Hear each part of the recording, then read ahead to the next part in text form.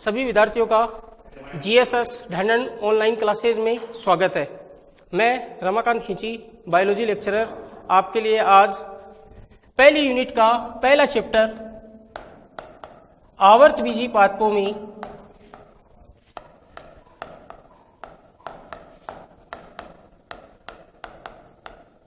जनन लेके आया हूं। आवर्तबीजी पादपों के अंदर जो जनन होता है उसके बारे में आज अपन यहाँ डिस्कस करेंगे। सभी विद्यार्थी समझने का प्रयास करेंगे और सहयोग करेंगे। आवर्तबीजी जो पादप होते हैं उन आवर्तबीजी पादपों के अंदर अगर हिंदी में बात की जाए तो आवर्त जो शब्द होता है, आवर्त का अर्थ होता है ढका हुआ और बीजी का अर्थ होता है बीज। अर्थात अगर सरल भाषा में कहा जाए तो आवर्तबीजी पादप उन पादपों को अपन कहते हैं जिनके अंदर बीज ढके हुए होते हैं। अर्थात और अच्छे तरीके से अगर डिफाइन करूं तो आवर्तबीजी पादपों के अंदर जो बीज होते हैं वो फल के अंदर सुरक्षित रहते हैं। आवर्तबीजी पादपों के जनन के अंदर अपन आगे की तरफ बात करें तो आवर्तबीजी पादप है उनके अंदर जो मुख्य पीढ़ी है वो जो पाई जाती है उस पीढ़ी का नाम होता है स्पोरोफाइट। अर्थात यह पीढ़ी आवर्तबीजी पादपों के अंदर मुख्य पीढ़ी पाई जाती है बीजाणु उद्भिद। यह पीढ़ी द्विगुणित होती है, 2n होती है।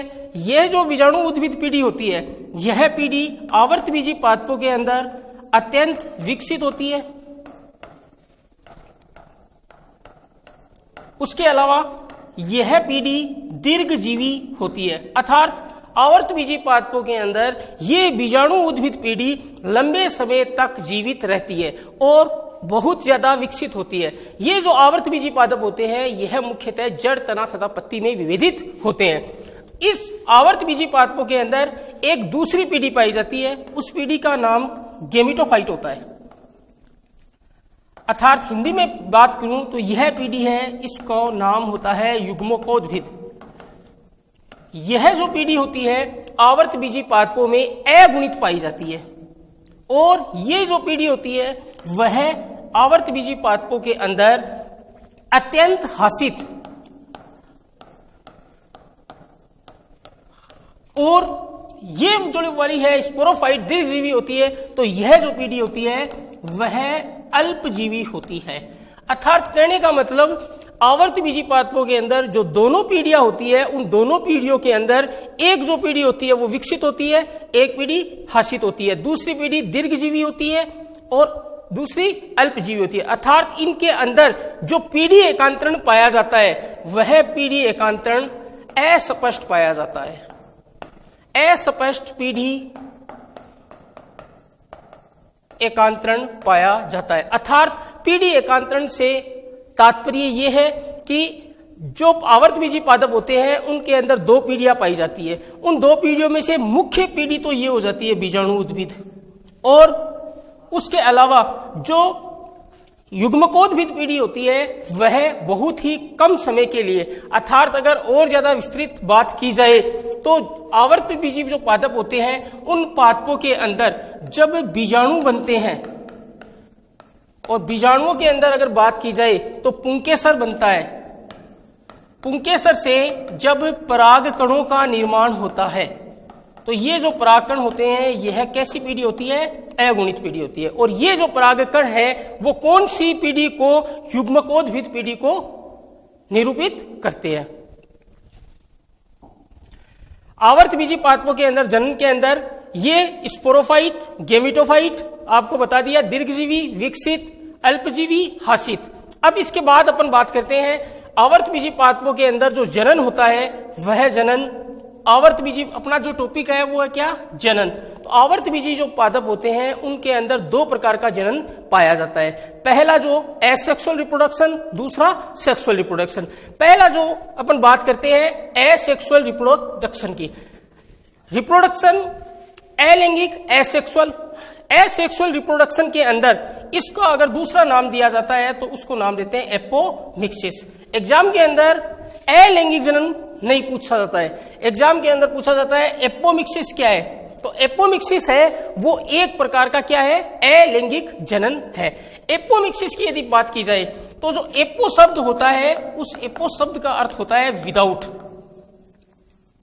और मिक्सिस का आपको पता है किसी चीज को मिक्स करना। मिक्स का मतलब किसी चीज को आपस के अंदर क्या कर देना, मिक्स। तो मिक्स का मतलब होता है संयोग, अर्थात एपोमिक्सिस है उसका अर्थ हो गया कि एपोमिक्सिस विदाउट मिक्सिस। मिक्सिस का मतलब होता है जब दो चीजों का संयोग हो, तो बिना अगर किसी दो चीजों के संयोग के यदि जनन होता है तो उस जनन को नाम दिया जाता है एपोमिक्सिस।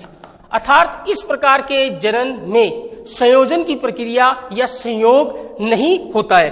अलैंगिक जो जनन होता है या एपोमिक्सिस होता है, देखो लैंगिक जो जनन होता है उस लैंगिक जनन के अंदर मियोसिस अर्थात अर्धसूत्री विभाजन होता है। दूसरी बात, जो लैंगिक जनन होता है उस लैंगिक जनन के अंदर जब नर बीजाणु बनता है, मादा बीजाणु बनता है, तो उन दोनों का फ्यूजन होता है। फ्यूजन का मतलब उन दोनों का संयोग होता है। तो अलैंगिक जो जनन होता है उसके अंदर मियोसिस नहीं होगा, फ्यूजन नहीं होगा। अर्थात कहने का मतलब इस प्रकार के जनक में जो संततियां जो बनती है वो संततियां अपने जनक के समान होती है। अर्थात कहने का क्यों होती है, इस कारण से होती है कि इस प्रकार के जनन में एक तो क्या नहीं होता है मियोसिस, और दूसरा संयोग नहीं होता है। अर्थात दो अलग अलग चीजों का संयोग नहीं होता है, जिसके कारण इन प्रकार के जनक में जो संततियां है वो अपने जो जनक है, अपना जो मातृ पादप है उस पादप के समान होती है। इस कारण से इस प्रकार के जनक से उत्पन्न संततियों को क्लोन कहा जाता है। क्या कहा जाता है, क्लोन। तो ये क्वेश्चन आ सकता है, क्लोन किसे कहते हैं या एपोमिक्सिस किसे कहते हैं। नेक्स्ट, अलैंगिक जनन के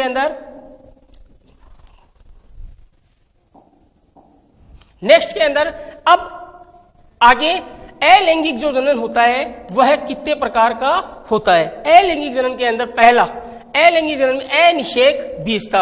अगर हिंदी के अंदर बात की जाए तो ए का मतलब होता है बिना, निषेक का मतलब होता है निषेचन के, और किसका निर्माण हो जाए, बीज का। अगर इंग्लिश में बात की जाए अनिषेक बीजता को बोला जाता है एगेमोस्पर्मी। ए का जो मतलब होता है, ए को कहा जाता है विदाउट, बिना, और गेमस का मतलब होता है निषेचन, और स्पर्मी का मतलब होता है बीज। अर्थात नाम से पता चल रहे हैं ये भी अनिषेक बीजता एग्जाम में पूछा जाता है, 1 नंबर का क्वेश्चन। अनिषेक बीजता के अंदर अगर आप देखोगे तो इस परिभाषा है इसकी, इसके नाम से स्पष्ट हो रही है। अर्थात इस प्रकार का अलैंगिक जनन जिसमें बीज का निर्माण किसके हो, बिना निषेचन के हो। अब जब बिना निषेचन के बीज का जनन होगा, बीज का निर्माण होगा, तो उसे अपन क्या नाम दे देंगे, अनिषेक बीजता। अलैंगिक जो जनन है उसके प्रकार के अंदर दूसरा जो प्रकार आता है उसको नाम दिया जाता है कायिक जनन। कायिक जनन जो होता है उसके अंदर पौधे के जड़, तना तथा पत्ती इनके द्वारा जनन होता है। अर्थात कायिक जनन में पौधे का जड़, तना तथा पत्ती ये भाग लेते हैं। कायिक जनन के अंदर पौधे का वह भाग जिसका उपयोग कायिक जनन हेतु किया जाता है उसे नाम दिया जाता है प्रोपेग्यूल, और उसका हिंदी में नाम होता है प्रवर्ध। तो देखना यहां प्रवर्ध किसको बोलते हैं, पौधे का वह भाग जो कायिक जनन के लिए उपयोग में लिया जाता है उसे प्रवर्ध कहते हैं, प्रोपेग्यूल बोलते हैं। अर्थात अपन ने जड़ का थोड़ा सा भाग लिया या तने का थोड़ा सा भाग लिया, इतना भाग, जड़ कितनी बड़ी होती है, खूब बड़ी होती है। जड़ के अंदर अगर अपन ने इतना भाग लिया और उसका अगर उपयोग अपन प्राकृतिक कायिक जनन के लिए कर रहे हैं तो इस वाले भाग को मैं नाम क्या दे दूंगा, प्रवर्ध। या फिर मैं तने का छोटा सा भाग लूं तो उस भाग को मैं क्या नाम देता हूं, पूरी जड़ तो काम में ले नहीं सकते वरना वो मातृपादप है, वो नष्ट हो जाएगा। तो इस कारण से अपन जितना भाग लेते हैं उस वाले भाग को अपन क्या नाम दे देते हैं, प्रवर्ध। आगे देखना, कायिक जो जनन है वह कायिक जनन फिर कितने भाग का होता है, कायिक जनन कितने प्रकार का, 2 प्रकार का। तो कायिक जनन है पहला प्राकृतिक कायिक जनन, दूसरा कृत्रिम कायिक जनन। प्राकृतिक जो कायिक जनन है वह प्रकृति में स्वतः ही होता रहता है, और जो कृत्रिम कायिक जनन है वह मनुष्य के द्वारा संपन्न होता है। मनुष्य उसको क्यों संपन्न करवाता है, ताकि उसको क्या हो, आर्थिक लाभ हो। तो आर्थिक पादप खूब होते हैं, जैसे गुलाब वगैरह है, शीशम है, उनके अंदर वो काम में आता है। प्राकृतिक कायिक प्रवर्धन यह निम्न पादप अंगों के द्वारा होता है। अब आपको पता है, मैंने आपको ये कहा कायिक जनन है, उसके अंदर कौन कौन भाग लेता है? जड़, तना, पत्ती, अर्थात 3 चीजें भाग लेती है, जड़, तना और पत्ती। तो अब तीनों का प्रकृति के अंदर जो जनन है कायिक वो चलता रहता है, तो तीनों ही भाग लेंगे, तो इसलिए अपन को तीनों पढ़ने पड़ेंगे। तो प्राकृतिक कायिक प्रवर्धन के अंदर पहला जो है किसके द्वारा? तने के द्वारा। अर्थात जनन के अंदर जब तने को काम में लिया जाता है या तने के द्वारा जब कायिक प्रवर्धन संपन्न होता है तो उसे अपन क्या नाम देते हैं? तने के द्वारा।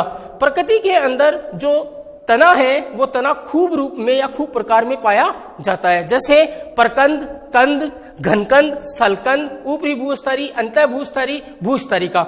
इनके अपने को उदाहरण है वो याद रखने हैं। तो पहला जो तने के द्वारा प्राकृतिक कायिक प्रवर्धन है उसके अंदर पहला है परकंद। परकंद है उसका जो उदाहरण होता है वो होती है अदरक। दूसरा कंद, कंद का उदाहरण आलू। ये जितने हैं ये सब एग्जाम्पल इतने, और ये वाला जो भाग है इसको अपन क्या नाम देते हैं? तना। अर्थात परकंद अदरक, कंद आलू, शलकंद लहसुन, घनकंद अरबी, ऊपरी भूस्तरी घास, अंतः भूस्तरी पुदीना, भूस्तरी का स्ट्रॉबेरी। ये जितने हैं परकंद से लेकर ये भूस्तरी तक ये सब के सब क्या है भाई? ये सब के सब तने हैं। अब आगे वाला जो है उसके अंदर अपन चलते हैं। पहला हो गया अपना प्राकृतिक कायिक प्रवर्धन में तने के द्वारा कायिक प्रवर्धन संपन्न करवाया। तने के अंदर इतने तने के उदाहरण होते हैं, उन उदाहरण के अंदर अपने को पर्टिकुलर ये याद रखना है कि परकंद का एग्जाम्पल कौन सा है। नेक्स्ट में अगर बात की जाए तो अपने पास 3 चीजें थी, तना, जड़ और पत्ती। उसके अंदर अपन दूसरे पर आते हैं, तो जड़ों के द्वारा प्राकृतिक कायिक प्रवर्धन। तो आपको पता है कि जब जड़ का उपयोग कायिक प्रवर्धन के लिए किया जाता है तो अपन उसको क्या बोल देंगे? जड़ों के द्वारा प्राकृतिक कायिक प्रवर्धन। आपने देखा होगा अपने आसपास कि अपन शीशम का जो पेड़ होता है उस शीशम के पेड़ की जड़ को काटकर कहीं पर भी लगा देते हैं और उससे नया पादप उत्पन्न हो जाता है। तो वो अपना कौन सा जनन हो गया? जड़ों के द्वारा प्राकृतिक कायिक प्रवर्धन। इसके अंदर अपन उदाहरण की बात करेंगे, एग्जाम्पल याद रखना है, नीम, चमेली और शीशम। शीशम है वो अपने यहाँ खूब पाया जाता है, उसकी अपन अगर जड़ को काट कर कहीं पर भी अगर रोपण करें तो आसानी से ग्रो हो जाती है। नेक्स्ट के अंदर आएंगे अपन जड़, तना, पत्ती। तो उसके अंदर तना अपना हो गया, जड़ हो गई। अब नेक्स्ट आता है पत्ती। तो देखो पत्तियों के द्वारा भी प्रकृति के अंदर कायिक प्रवर्धन होता रहता है। अगर आपको बात की जाए तो सबसे अच्छा इसका उदाहरण होता है पत्थर चट्टा। जो पत्थर चट्टा होता है उसके अंदर पत्तियों के जो किनारे होते हैं वह पत्तियों के किनारे, पत्थर चट्टा के अंदर बात की जाए तो ये जो पत्ती होती है उस पत्ती का ये किनारा टूट कर कहीं गिर जाएगा और उससे क्या हो जाएगा? नया पादप उत्पन्न हो जाएगा। ये इसका बेस्ट एग्जांपल है। बहुत बड़े एग्जामों में ये पूछा जाता है कि ब्रायो जो फिल्म होता है उसके अंदर किस प्रकार का जनन पाया जाता है, या फिर ये पूछा जाता है पत्तियों के द्वारा प्राकृतिक कायिक प्रवर्धन किस पादप में संपन्न होता है। तो वहां अपन नाम देते हैं क्या? पत्थर चट्टा। दूसरा नेक्स्ट नाम पत्थर चट्टा को दूसरा नाम होता है ब्रायोफिल्म। तो पत्तियों के द्वारा जो कायिक प्रवर्धन होता है उसके अंदर यदि पत्तियों के किनारों से कायिक प्रवर्धन हो तो उसका एग्जाम्पल पत्थर चट्टा। कई बार क्या होता है कि जो पत्तियों का पर्णवनंत होता है उस पर्णवनंत है वो टूटकर गिर जाता है या मातृ पादप से अलग हो जाता है और वो नए पादप के रूप में ग्रो कर जाता है। उसका जो एग्जाम्पल होता है उसको नाम दिया जाता है बिगोनिया। नेक्स्ट अगला जो है प्राकृतिक जो कायिक प्रवर्धन है उसके अंदर अपन ने अभी तक बढ़े हैं जड़, तना और पत्ती, तीनों के अपन ने एग्जाम्पल देखे। अब कई जो पादप ऐसे होते हैं जो जन्नांग उत्पन्न करते हैं और उन जन्नांगों के द्वारा प्रकृति के अंदर जो प्राकृतिक कायिक प्रवर्धन होता रहता है। उसके अंदर अपन नेक्स्ट आते हैं डी, जन्नांगों द्वारा प्राकृतिक कायिक प्रवर्धन। ये जो इन पादप जो होते हैं इन पादपों के अंदर पुष्प कलिकाएं जो होती है उनके स्थान पर बहुकोशिक पत्र प्रकलिका उत्पन्न हो जाती है। इस शब्द का ध्यान रखना, ये जो बहुकोशिक पत्र प्रकलिका है ये किसके स्थान पर उत्पन्न होगी? पुष्प कलिकाओं के स्थान पर। इन जो बहुकोशिक पत्र प्रकलिका होती है इनको नाम दिया जाता है अंग्रेजी के अंदर बुलबिल्स। तो कई बार यह पूछा जाता है कि बुलबिल्स के द्वारा जनन किस पादप में संपन्न होता है। तो ये जो पादप होते हैं इनमें पुष्प कलिकाओं के स्थान पर बहुकोशिक पत्र प्रकलिका उत्पन्न हो जाती है। ये जो पत्र प्रकलिका होती है यह कहीं जमीन के ऊपर गिरकर एक नए पादप को उत्पन्न करती है और इस प्रकार से प्राकृतिक कायिक जनन होता है। इसके जो उदाहरण होते हैं रतालू और रामबास होता है। इन पादपों के अंदर किसके द्वारा प्राकृतिक कायिक परिवर्तन संपन्न होता है? जनांगों के द्वारा प्राकृतिक कायिक प्रवर्धन संपन्न होता है। तो देखो जो प्राकृतिक कायिक प्रवर्धन है, जो अपना जनन था उसके अंदर अपन ने पहला पूरा किया है, पहला प्राकृतिक कायिक प्रवर्धन अपना संपन्न हुआ है। अब अगर नेक्स्ट बात की जाए तो ये जो प्राकृतिक वाला था वो प्रकृति के अंदर स्वतः ही हो रहा है ना, उसके अंदर मानवीय हस्तक्षेप की आवश्यकता नहीं है। पादप है वो अपने आप ये प्रक्रिया संपन्न करवाए जा रहे हैं। अब अगर मनुष्य अपने आर्थिक लाभ के लिए इस प्रकार का जनन संपन्न करवाया जाए जिससे मनुष्य को लाभ हो, जैसे बहुत सारे आजकल ऐसे पेड़ पौधे होते हैं जिनका उपयोग आर्थिक लाभ के लिए किया जाता है, तो वहां अपन बात करते हैं तो वो जनन जो होता है कृत्रिम कायिक प्रवर्धन होता है। इस प्रकार का कृत्रिम कायिक प्रवर्धन है, इसके अंदर निम्न विधियां काम में ली जाती है। पहला है कटिंग। कटिंग का मतलब होता है कर्तन। तो देखो कर्तन की अगर बात की जाए, कर्तन का मतलब होता है कटिंग, अर्थात छोटा सा अपन को टुकड़ा काम में लेना है, उस टुकड़े को अपन नाम क्या देते हैं? कर्तन। तो कर्तन के अंदर अपन सबसे पहले स्तंभ कर्तन पढ़ते हैं। यदि जो कर्तन है वो तने से लिया जाए तो उसको नाम दिया जाता है स्तंभ कर्तन। स्तंभ कर्तन के जो कौन कौन से पादपों के अंदर स्तंभ कर्तन के द्वारा कृत्रिम कायिक प्रवर्धन होता है उसके उदाहरण होते हैं गन्ना, अंगूर, गुलाब। अब आप सबको पता है गन्ना, अंगूर, गुलाब तीनों की तीनों चीजें मनुष्य है, इन तीनों चीजों का अगर उत्पादन करे तो इनसे आर्थिक लाभ कमा सकता है। तो इस प्रकार का स्तंभ कर्तन के एग्जाम्पल कौन कौन से हो गए? गन्ना, अंगूर, गुलाब। गन्ने को आपको देखा होगा ऐसे, अगर कोई भी ये टुकड़ा अपन ने लिया और लेकर इसका अगर रोपण किया जाए तो ये नया पादप के रूप में विकसित हो जाता है। दूसरा मूल कर्तन। यदि अपन किसी जड़ को कर्तन के रूप में अगर काम में ले और उसका कृत्रिम कायिक प्रवर्धन करवाएं तो उसको अपन नाम दे देते हैं मूल कर्तन। और उसके जो उदाहरण होते हैं सेम, चेरी, अमरूद, इनके अंदर मूल कर्तन के द्वारा कृत्रिम कायिक प्रवर्धन होता है। नेक्स्ट दूसरी जो विधि है कर्तन के बाद, दूसरी विधि है दाब लगाना।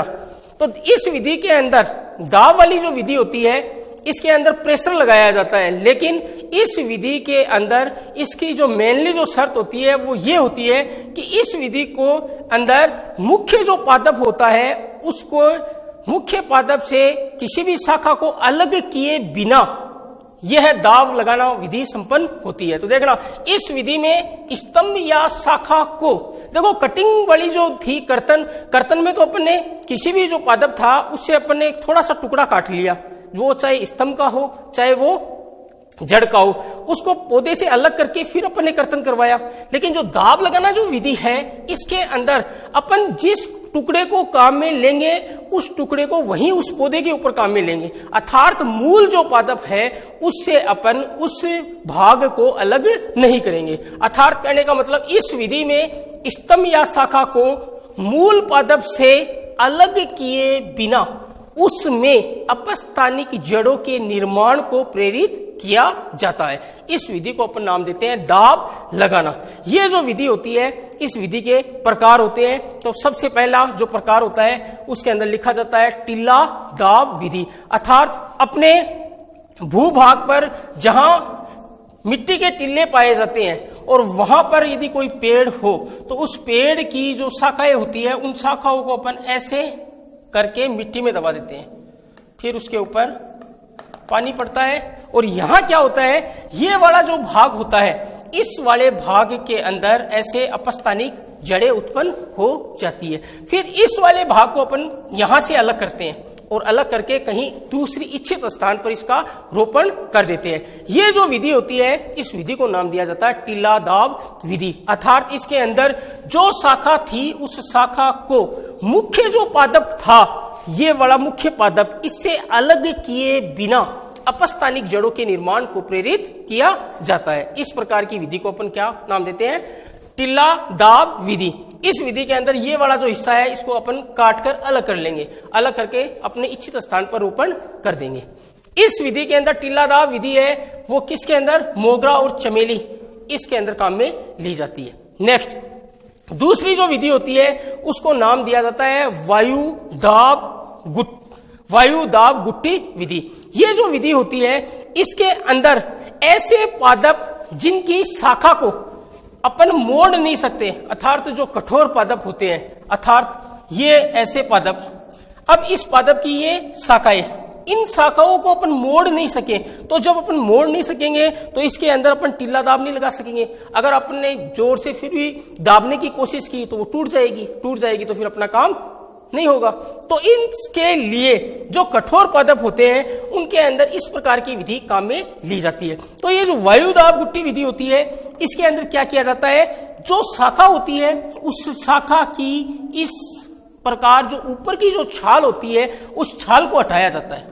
उस छाल को हटाने के बाद उसके अंदर यहां एक कपड़ा वगैरह बांधकर और उसके अंदर थोड़ी मिट्टी लपेटकर इसको अपन ऐसे बांध देते हैं। ऊपर की जो शाखा होती है उस ऊपर की शाखा पर एक मटकी लगाई जाती है जो पानी की भरी हुई होती है और उसमें छिद्र होते हैं। उस मटकी से धीरे धीरे पानी टपकता रहता है। कहाँ टपकता रहता है, इस वाले हिस्से पर। इस वाले हिस्से को अपन नाम देते हैं गुट्टी। इस वाले हिस्से को अपन नाम देते हैं गुट्टी। जब इस हिस्से से अपस्थानिक जड़ें उत्पन्न हो जाती है तो यहां से इस हिस्से को क्या कर दिया जाता है, काट दिया जाता है और काटने के बाद इच्छित स्थान पर इसका रोपण किया जाता है। अगली जो नेक्स्ट विधि है दाब लगाने के बाद रोपण। ये जो रोपण विधि होती है इस विधि के अंदर रोपण जो विधि होती है ये यहां तक अपने दाब लगाने की बात की, यहां पर अपने को कितने पादपों की आवश्यकता थी, एक पादप की। उस एक पादप पर अपन ये प्रक्रिया संपन्न करवा रहे थे। एक पादप का मतलब अगर अपने टीला दाब है तो उसके अंदर भी एक ही पादप काम में आया, और उसके बाद वायु दाब गुट्टी है तो उसमें भी छाल को हटाया, शाखा को, एक ही पादप काम में आया। लेकिन जो रोपण विधि होती है उस रोपण विधि के अंदर दो अलग अलग पौधों को काम में लिया जाता है। रोपण जो विधि होती है इसके अंदर दो अलग अलग पौधों के हिस्सों को आपस में जोड़ा जाता है। इन रोपण विधि जो विधि होती है उस विधि के अंदर दो काम में लिए जाते हैं, एक कलम और एक स्कंद। कलम जो होती है अर्थात कलम किसको बोलते हैं, पादप का वह हिस्सा जिसका रोपण किया जाता है, वो तो हो गया कलम। और कलम का जिस पर रोपण किया जाता है उसको अपन बोलते हैं स्कंद। तो यहां पर दो चीजें हैं, पहला कलम, पादप का वह हिस्सा जिसका रोपण किया जाता है, दूसरा स्कंद, पादप का वह भाग जिस पर कलम का रोपण किया जाता है। दो पादप काम में ले रहे हैं, है ना। एक पादप है उसके कलम काम में लेंगे, दूसरे पादप के ऊपर उस कलम का क्या करेंगे, रोपण करेंगे। तो पहले का नाम दे दिया कलम, दूसरे का नाम दे दिया स्कंद। ये जो स्कंद वाला जो भाग होता है यह मेनली ऐसे पौधे का यूज किया जाता है जो पौधे जंगली होते हैं, वाइल्ड जो प्लांट होते हैं उनको स्कंद के रूप में काम में लिया जाता है। क्यों काम में लिया जाता है, इस कारण काम में लिया जाता है। देखना स्कंद वाला जो भाग होता है, स्कंद वाला भाग हमेशा जमीन है उसकी जमीन जड़ तक का भाग होगा। अर्थात करने का मतलब जो स्कंद वाला भाग होगा उस पर अपन किसका रोपण करेंगे, कलम का। तो इसका मतलब जो जड़ें किसकी काम में आ रही है, स्कंद वाले भाग की। तो स्कंद वाला जो भाग होता है वो ऐसा पौधा काम में लिया जाता है जिसकी प्रतिरोधक क्षमता सर्वाधिक होती है, जिससे कि कोई भी भारी बीमारी उसकी तरफ आकर्षित नहीं हो सके। तो स्कंद वाला हिस्सा है वो हमेशा इस ऐसे पादप का काम में लिया जाता है जिसकी प्रतिरोधक क्षमता सर्वाधिक होती है। अर्थात ये मेनली जंगली जो पादप होते हैं उनका काम में लिया जाता है। कलम वाला जो पौधा है वो किसका काम में लिया जाता है, कलम वाला जिस प्रकार का पौधा अपने को उत्पन्न करना है, जिस प्रकार का पौधा या जिस प्रकार के, जैसे आपने देखा होगा एक ही पेड़ के अंदर विभिन्न प्रकार के लाल, हरे, पीले इस प्रकार के फूल वाले पौधे होते हैं। तो उनके अंदर क्या होता है, ये जो कलम अपन स्कंद के ऊपर लगा देते हैं। आगे देखना भाई, रोपण है, ये जो कौन कौन से पादपों में काम में लिया जाता है? नींबू, आम, अमरूद, गुलाब। आगे रोपण की जो विधियां, रोपण की विधियां है, उनके अंदर जो पहली विधि है उसका नाम होता है विहिप, जीबी या जीवा रोपण। ये जो विधि होती है विहिप, जीबी या जीवा रोपण, इस विधि के अंदर कलम तथा स्कंद में वी आकार का चीरा लगाया जाता है। किस प्रकार का चीरा लगाया जाता है? वी आकार का। अर्थात कहने का मतलब कि देखना, ये वाला इस प्रकार मेरे पास पौधा है, ये वाला जो पौधा है इसको मैंने नाम दे दिया स्कंद। अब मेरे को कलम किसी अन्य पादप की चाहिए, तो मैं कलम, ये मेरे पास कलम है। अब देखना, इस कलम को मैं इस स्कंद के ऊपर रोपित करूंगा, ठीक है। तो ये जो वहिप और जिब्बी और जीवा रोपण है, इस प्रकार की विधि के अंदर जो कलम होगी, जो स्कंद होगा, उसमें किस प्रकार का चीरा लगाऊंगा? वी आकार का। तो देखो वी आकार का चीरा लगाता हूं, ये लो, ठीक है, ये वी आकार का चीरा लग गया। अब इसके अंदर भी किस प्रकार का चीरा लगाना है? वी आकार का। तो ये वी, अब ये वाला जो वी आकार का चीरा था, इस वी आकार के चीरों को यहां रख दूंगा, ये रखा यहां।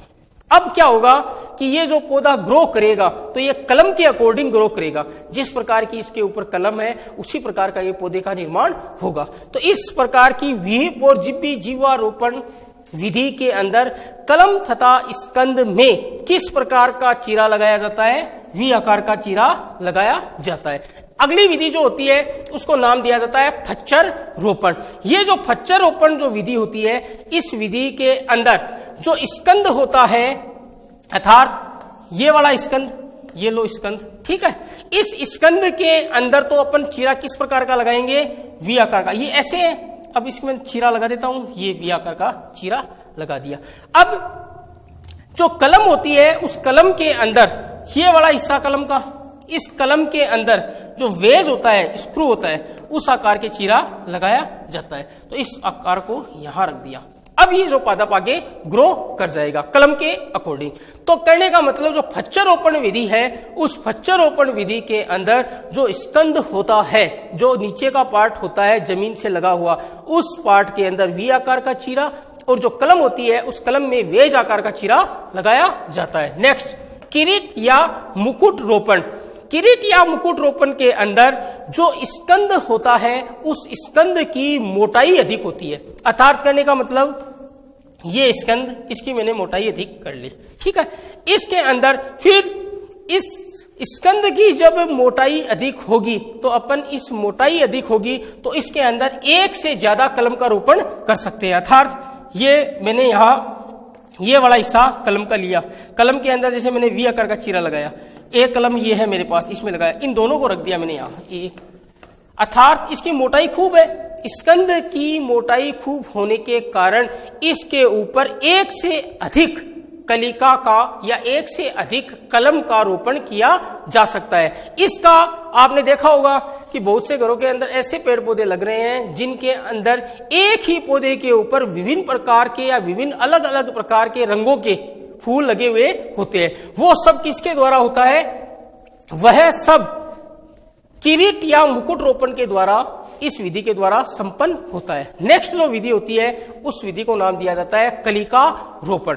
इस विधि के अंदर जो स्कंद होता है, स्कंद के अंदर टी आकार का चीरा लगाया जाता है। अर्थात कहने का मतलब ये स्कंद और इस स्कंद के अंदर किस प्रकार का चीरा लगाया जाता है? टी आकार का चीरा लगाया जाता है। इसके अंदर कुछ भी ध्यान में नहीं रखना है, इन जो विधियों के अंदर किस प्रकार का चीरा लगता है वह ध्यान रखना है। अर्थात कहने का मतलब चीरे के प्रकार है उसके ऊपर ये विधि है। ये अपना जो था, अब तक अपन ने जो चर्चा की है, जो बात की है, वो अपन ने बात की है अलैंगिक जनन की। तो पौधों के अंदर जो दूसरे प्रकार का जनन होता है उस जनन को नाम दिया जाता है लैंगिक जनन। अर्थात पहले अपन ने जो जनन पढ़ा एसेक्सुअल रिप्रोडक्शन, जिसको अपन ने दूसरा नाम दिया एपोमेक्सिस, फिर उसके अपन ने टाइप पढ़े, प्रकार पढ़े। अलैंगिक जनन के बाद जो पौधों के अंदर दूसरा जो जनन पाया जाता है उस जनन को नाम दिया जाता है सेक्सुअल रिप्रोडक्शन, अर्थात लैंगिक जनन। लैंगिक जनन को क्या कहा जाता है? Sexual reproduction. तो जो आवर्तबीजी जो पादप होते हैं उनके अंदर अगर लैंगिक जनन की बात की जाए तो लैंगिक जनन की जो प्रक्रिया है वह आवर्तबीजी पादपों के अंदर पुष्पों के द्वारा संपन्न होती है। अर्थात लैंगिक जनन को करने वाला आवर्तबीजी पादपों के अंदर कौन सा भाग होता है? पुष्प होता है।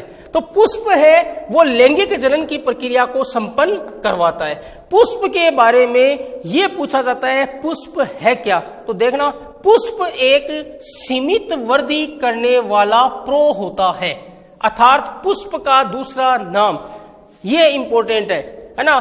तो ये पूछा जाता है कि पुष्प क्या है? तो पुष्प एक सीमित वृद्धि करने वाला प्रो होता है। तो देखना, लैंगिक जनन की अगर बात की जाए तो लैंगिक जनन किसके द्वारा संपन्न होता है? पुष्प के द्वारा। और पुष्प जो होता है उसके अंदर 4 भाग पाए जाते हैं। पुष्प को कभी आप देखना ध्यान से, पुष्प के अंदर कितने भाग पाए जाते हैं? 4। जो पहला जो भाग होता है उसको नाम दिया जाता है बाह्य दलपुंज। जो बाह्य दलपुंज होता है वह पुष्प का सबसे भारी भाग होता है। ये जो बाह्य दलपुंज होता है यह सभी पादपों के अंदर यह भाग पुष्प के सबसे नीचे और लगभग हरे रंग का पाया जाता है। पुष्प का जो दूसरा चक्र होता है, 4 चक्रों के अंदर या 4 भागों के अंदर दूसरा जो भाग होता है उसको नाम दिया जाता है दल पुंज। ये जो दल पुंज होते हैं यह पुष्प के बाह्य दल के बाद वाला भाग या अंदर की तरफ जो भाग होता है उसको नाम क्या दिया जाता है? दल पुंज। ये जो दल पुंज होते हैं इनकी संख्या विभिन्न प्रकार के पुष्पों के अंदर भिन्न भिन्न हो सकती है, किसी में 4, 5, 6। अब ये जो दल पुंज होते हैं यह सभी पुष्पों के अंदर इनका रंग समान नहीं होता है। अर्थात कहने का मतलब दल पुंज जो होते हैं वह अलग अलग रंग के होते हैं। अब अलग अलग रंग के क्यों होते हैं? अलग अलग रंग के ये जो दलपुंज है वो इसलिए होते हैं कि ये जो दलपुंज होते हैं ये विभिन्न प्रकार के कीटों को अपने रंग के द्वारा आकर्षित करते हैं। अब कीट को आकर्षित करने से क्या होगा?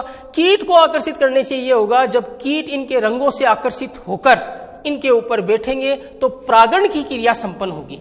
अर्थात कहने का मतलब ये जो दलपुंज है इनका काम परागण की क्रिया को संपन्न कराने में होता है। जब परागण की क्रिया संपन्न होगी तो उसके बाद कौन सा जनन संपन्न हो जाएगा? लैंगिक जनन। उसकी चर्चा अपन आगे करेंगे। तीसरा जो भाग होता है पुष्प का उसको नाम दिया जाता है पुमंग। पुमंग जो भाग होता है वह पौधे का, पुष्प का या पौधे का नर भाग होता है। ये जो पुमंग भाग होता है इसको आगे पुंकेसर, आगे परागकण, इसको आगे नाम दूंगा नर युग्मक, ये नाम दिए जाते हैं। अर्थात इसके अंदर किसका निर्माण होता है? परागकणों का निर्माण होता है। पौधे का जो चौथा चक्र होता है उसको नाम दिया जाता है जायांग। ये जो चक्कर होता है इसको मादा जननांग के रूप में पहचाना जाता है। ये जो जायांग होता है इसके अंदर आगे अंडक और इससे आगे किसका निर्माण होगा? जब अपन आवर्तबीजी पादपों के अंदर संरचना का निर्माण करेंगे तो ये जायांग ये यहां परागण गिरेगा, आगे फिर इसके अंदर की तरफ ये संरचना होगी जिसका अपन आगे पढ़ेंगे विस्तार से। ये वाला, ठीक है, इसको अपन नाम देते हैं बीजांड। तो इसके अंदर आगे फिर अंडक, फिर अंड कोशिका। अंड कोशिका कौन सा युग्मक? मादा युग्मक। इन दोनों का संयोग होगा, निषेचन की प्रक्रिया होगी जिसके द्वारा आगे जनन की प्रक्रिया संपन्न हो जाएगी। इन चीजों का अपन आगे वाले चैप्टर में अध्ययन करेंगे। ये वाला जो भाग है ये भी अपन आगे जो चैप्टर आएगा उसके अंदर अध्ययन करेंगे। तो ये जो अपनी पहली यूनिट थी जो आवर्तबीजी पादपों में जनन, उसका जो पहला जो चैप्टर था उसको कंप्लीट हुआ है। आवर्तबीजी पादपों में जनन ये यूनिट है 4 नंबर की, अपनी 12th क्लास के अंदर 4 नंबर की है। मेनली कम से कम अगर बात की जाए तो मिनिमम इससे 1 नंबर का क्वेश्चन पूछा जाता है। एक परिभाषा उसके अंदर पूछी जाती है। और अगर मैक्सिमम की बात की जाए तो ऐसा का ऐसा सेम आगे भी अपने टॉपिक आएगा। अगर अपन यहां अगर अच्छे ढंग से अगर इसका अध्ययन करें तो एक क्वेश्चन वहां से एक यहां से, अर्थात इसके अंदर 2 नंबर का जो क्वेश्चन इस चैप्टर से जिस क्लास का आज अपन ने अध्ययन किया है इसके अंदर 2 नंबर का क्वेश्चन एग्जाम के अंदर 12वीं बोर्ड में पूछा जाता है। Thank you.